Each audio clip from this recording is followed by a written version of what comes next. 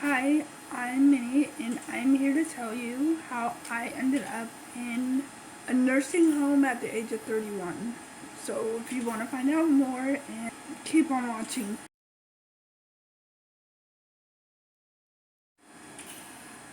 So let's start out in 2018. That's when I got sick. Um, I was having a lot of trouble breathing, and I couldn't swallow little. I was very stubborn because I'd been sick every month before because of that time of the month, and I would always bounce back.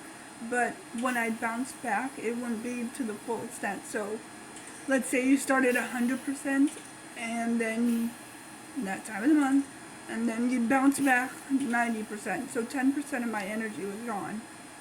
And I guess at this point, I wasn't gonna bounce back. Everything was done. So after a week of not being able to eat, not being able to drink, not being able to talk, I was like, I have to go to the hospital. I didn't want to go, but I had to. Hold on. Forgot where it was. I had to get my vitals taken by, I don't know if you can see it. Oh, that thing. Right there. That machine up there, pain in the ass. I hate it. But whatever. So I think it was like, I have to go to the hospital. Don't remember if that's where I was, but that's where I was heading, so that's where we are. So I went to the hospital, and we went to the emergency room. And I have a problem with that, because anytime you go to the emergency room, you have to wait. So why don't they just call it the waiting room? I waited there for 5-6 hours, and so after that, they called my name. I go in the room, and they're like, someone will be with you shortly. And I'm like, I'm already here. You got me in the room. Why aren't... Whatever. I see somebody come in, and they're like, what is your problem? And I'm not feeling well. I don't want to deal with people when I don't feel well. I don't want to deal with people when I do feel well. I'm not antisocial, I'm just anti-stupid people. So I was just like, I can't breathe. And I was kind of annoyed because when you go into the emergency room, you fill out what's wrong, and then they read the paper, and then they're supposed to read it and like see what's wrong. So you're supposed to come in already knowing. What was the point of having the paper? Like, whatever. So they do the vital checks on me, like with one of those things up there, and they're like, well, your vitals are fine, so we don't see anything really wrong with you. So they told me to get up and walk. So I got off the table thing. You know that table with the weird piece of paper on it? I got up from there.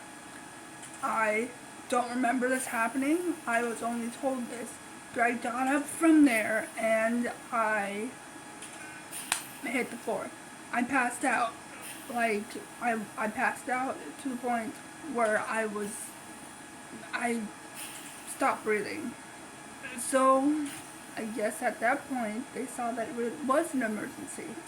Later on, I woke up, and I was being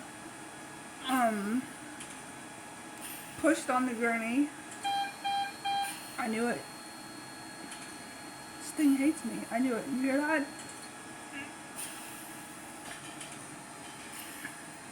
That is that white machine over there making that noise. That's the thing that records my breathing. So if I don't breathe properly, it goes off. So you might have heard that beep, triple beep. That's what that is. And right now it's making noise out in the hall, and somebody will be in here shortly. There they are. What's she doing? Nothing. What do you want, a date or something? No, I'm just making a video about how I ended up in this place. Because you robbed the bank, you killed 4 people, and this is your sentence. I wish that was my story. That would be so much cooler. I mean, not for the people that I killed, that but would be nice, yeah. but like that would be great. Like if I robbed a bank, I'd give it away. I'd be like Robin Hood. That would be a great story, but it'd be a lie, and I can't tell a lie. There'd be no point in me telling a lie. Because you're part Pinocchio, too. Yeah, my nose would grow. Yeah, well, believe me. You don't want to have something, you don't want to go through life with a big nose. No, especially when I can't get plastic surgery, not here. Yeah. See you later. Bye. That's one of the RTs that works with me. But anyway, so what was I saying? Something about waking up in the journey, and I saw the lights going by, and I woke up for a brief moment, and my stupid ass just woke up to TMI, but I only woke up to pee, and then I passed right back out. I remember that. So the next time I woke up in the ICU, that's the intensive care unit. Sorry, I almost forgot. And I had a ventilator, which is like this. Let's take this off. Like this, but it's down your throat. It's inside your mouth. So you see that a lot in movies where they have it covering their mouth. Oh, my nails are long. Don't worry, they'll break again and be that long in about a month. But that's what I had. So I woke up and I was like, what's going on? I didn't know why I was on the vent, and they were like, you're having trouble breathing. And I was like, I mean, when you're on the vent, you can't talk. There's no physical way for you to talk on a ventilator. You can talk on a... I'm gonna have so much editing to do. What is this thing called? Trach. This is called the trach. It's like a ventilator, but it goes inside your neck. So it's in my neck. Whatever. So I made the signal that I was hungry. This is part of my problem now because the messed up stuff the hospital did. First of all, they left pulse ox on my forehead, and you can't really see it now because I covered it with makeup, but it's a huge scar right here. Big scar. It's gross. I hate it. And I don't like getting scars for reasons that I had nothing to do with. So it's like another ugly mark on me. Beyond the point. I had to get a feeding tube down my nose. Now this was traumatizing because you're awake for this. So they put the tube down this nose first, and they decided that it wasn't far enough down. So they pulled it out. They went to the other nostril, pushed it in, and I think they decided it was too far down and took it out. And then they put it back in this nostril, and they were like, I guess good enough, like, whatever. That's really when my problems with lots of fluid in my lungs began, because every time they flushed it, which they would take a syringe like this. I have lots of these because we'll get to that later.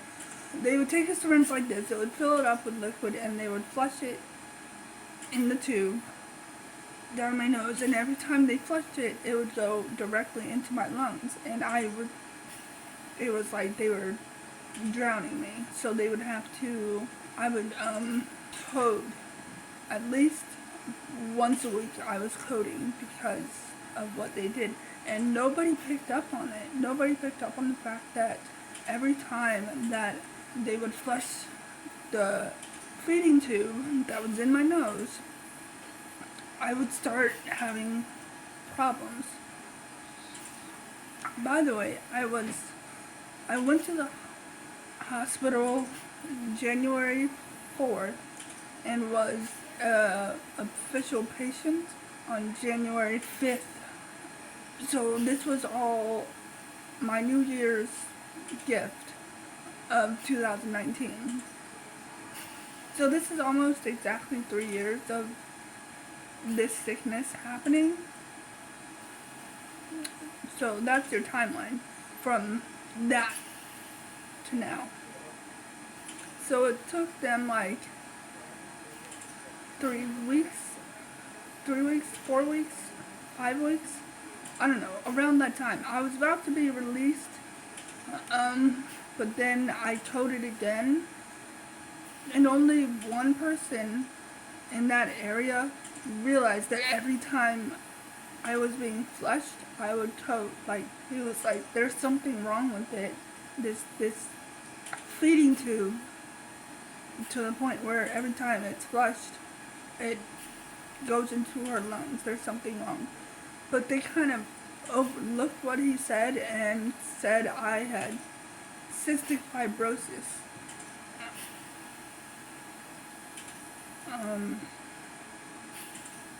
No, because I've never heard of anybody developing cystic fibrosis in their 30s.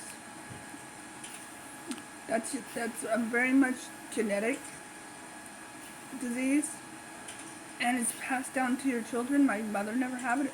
My mother never had it. My father never had it. My grandmother never had it. My grandfather never had it. Nobody in my family's ever had CF.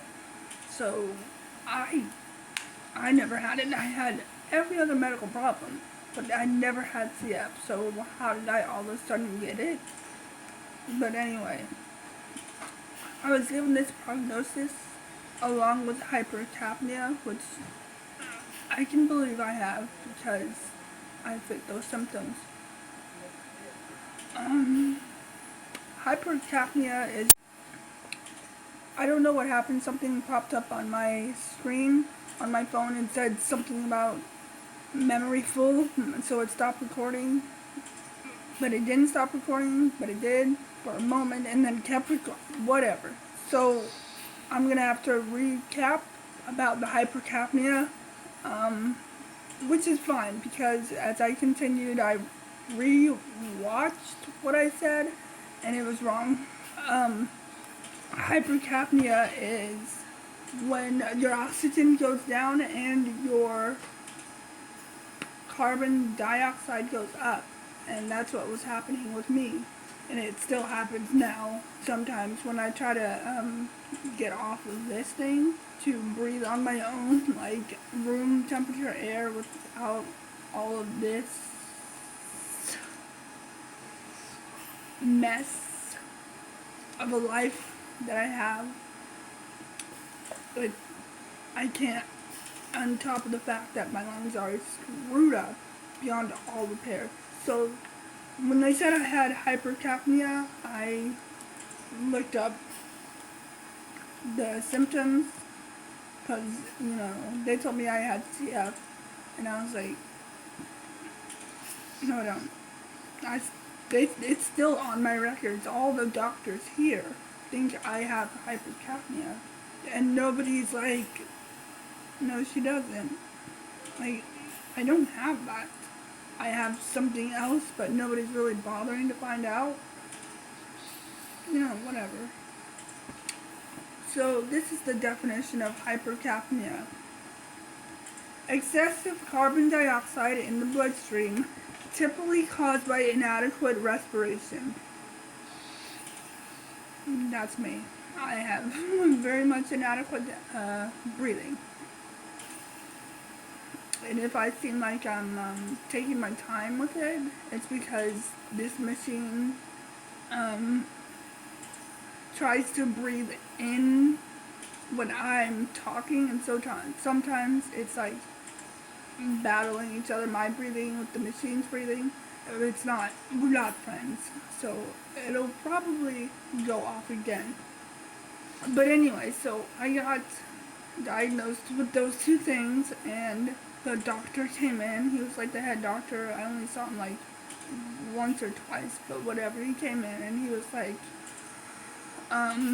you have, I mean, if you're gonna be on the machines, you have a year to live. If you're gonna be off the machines, you have about 2 weeks to live. And I was like, what are you talking about? I'm not that sick. Like, it didn't register with me, and it still doesn't. And obviously he was wrong, because he said this in February of 2019, and we're almost in 2022. So, you know what funny that is. While he was telling me this, he was like, I recommend you go on hospice, which is basically where they let you die. It's like they kind of make it as calm and relaxing as possible while you spend your last days. No, I'm not hearing that. I'm not doing that. Like, I don't feel that sick to the point where I'm gonna be dead inside a year or dead inside 2 weeks because I don't even think you diagnosed me right. Who ended up being right? And I'm stubborn as hell. If I don't want to die, I'm not going to. You can try to do it. You can burn me at the stake. You can slice me up. You can draw and quarter me. I'm not leaving until I feel like it. Okay? I'm not sorry. That's my genetics. My mother was as stubborn as me. And her name was Jenny. And Jenny is a female jackass. So, I am born of stubbornness. It is in my DNA. So after hearing that, I was a little depressed, but it was like, whatever. I'm not hearing that. And then I had to come off the ventilator, and then they put me on this thing. I don't remember exactly when, and I know it was in February. And after I was put on this, I have some stories about the trauma with this. I was put on a different feeding tube. It was a G-tube that goes inside your stomach. I have stories about that too. And the first time the moments after they operated, I think my body was rejecting it, so it's like trying to push it out, and it was just bleeding to the point where I needed a blood transfusion. This is yet another mark on my body that is, it's quite disgusting. I look like I have another belly button, and it's gross. I hate it. And if I ever get this out, that's going to be another scar. It's going to be gross, and I'm going to hate it. But, silver lining, I'm probably never going to get off of this, so I'm never going to have a scar. After that, let's see what I'd been in the hospital for about 70 something days, and they were like, we're going to send you to a nursing home. We're getting there. We're going to send you to a nursing home. This was in March. And the place was told as brand new, having new things that nobody had before. They never had it before. And I hated leaving the hospital because everybody in the hospital, okay, not everybody, but like a majority of people were like my family, and I loved them, and I love them, and I don't like change. I was comfortable there. Oddly enough, I was actually healthier in the hospital, making progress in the hospital more than I will ever be in a nursing home.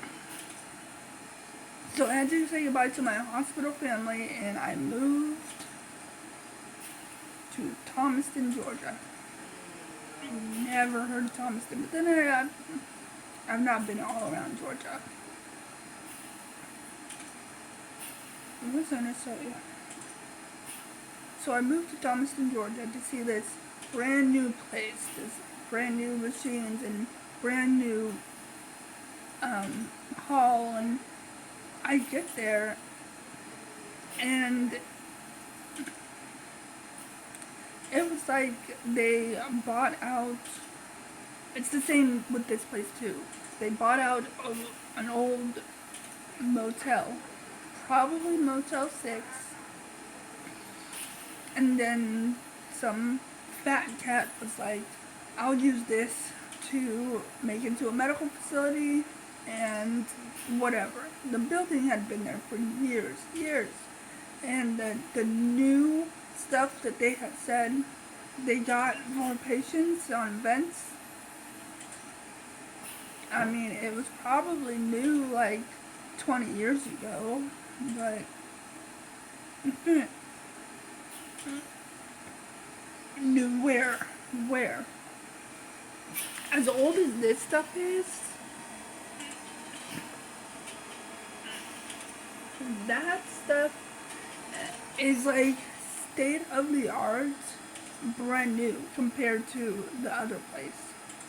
The other place, the suction machine, which is for this, to go inside your lungs and dig out all the grossness. Here, at least, it's always on. The other place, no. You had to turn it on. And if it had been turned off too long, it wouldn't turn on. So if a patient was having trouble because their lungs were clogged or their cannula, we'll get into that later, was clogged, the machine wouldn't turn on. How the hell were you going to help that patient with these old ass items? Anyway, that is the first part about how I ended up in a nursing home at the age of 31 in 2019. It only gets more interesting from here. I've got stories about my experiences. I've got stories about CNAs and RTs, which are respiratory therapists, so write that down. Nurses. And I've got a lot of gripes about management. Oh, and food. Ugh.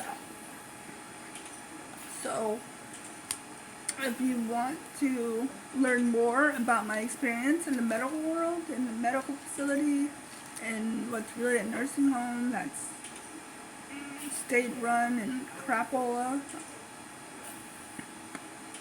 don't forget to follow, subscribe, like, comment, something that can remind YouTube that says, hey, this person has another video up. That's if YouTube decides to work, which it most likely isn't. Yeah, this is long enough. I think this is a good introduction on my personality. Thanks for watching, thanks for listening. You'll see me in another video.